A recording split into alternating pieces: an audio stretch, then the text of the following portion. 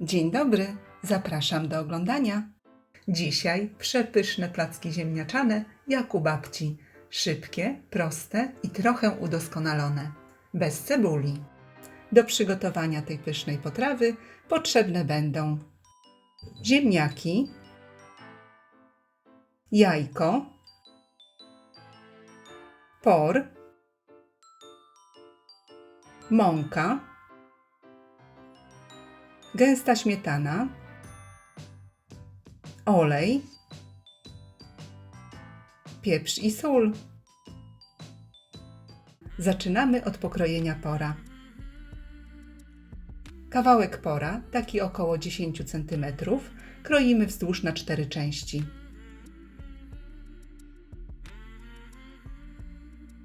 I następnie bardzo drobno siekamy.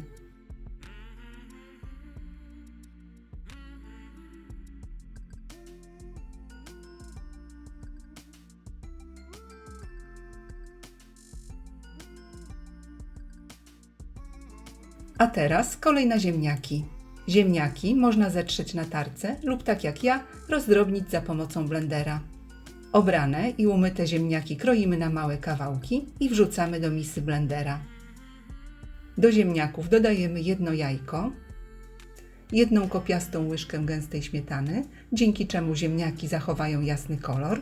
Wsypujemy sól i ja zwykle dodaję pół łyżeczki soli na pół kilograma ziemniaków. Dodajemy pieprz do smaku i całość blendujemy. Ziemniaki zmiksowane za pomocą blendera niczym się nie różnią od tych startych na drobnej tarce.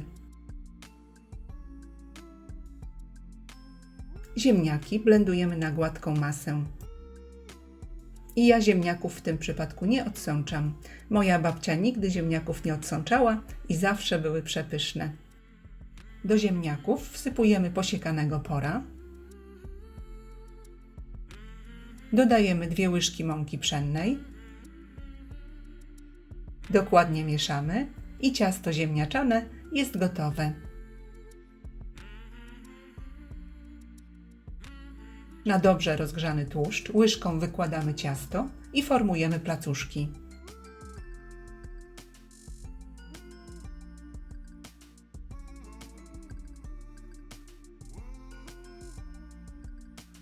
Po nałożeniu placków na patelnię zmniejszamy nieco moc kuchenki i placki smażymy na średnim ogniu przez około 4 minuty z każdej strony.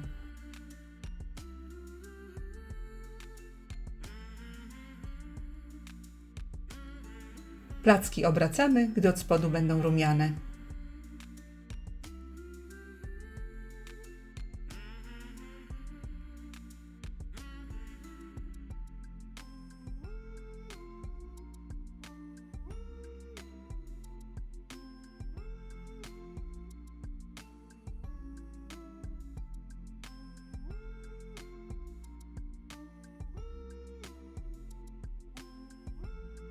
Usmażone placki wykładamy na ręcznik papierowy, aby odsączyć je z nadmiaru tłuszczu.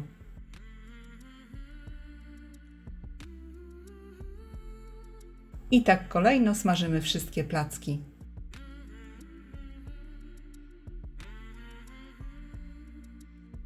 Tak przygotowane placki są przepyszne, a podane ze śmietaną i koperkiem po prostu rewelacyjne.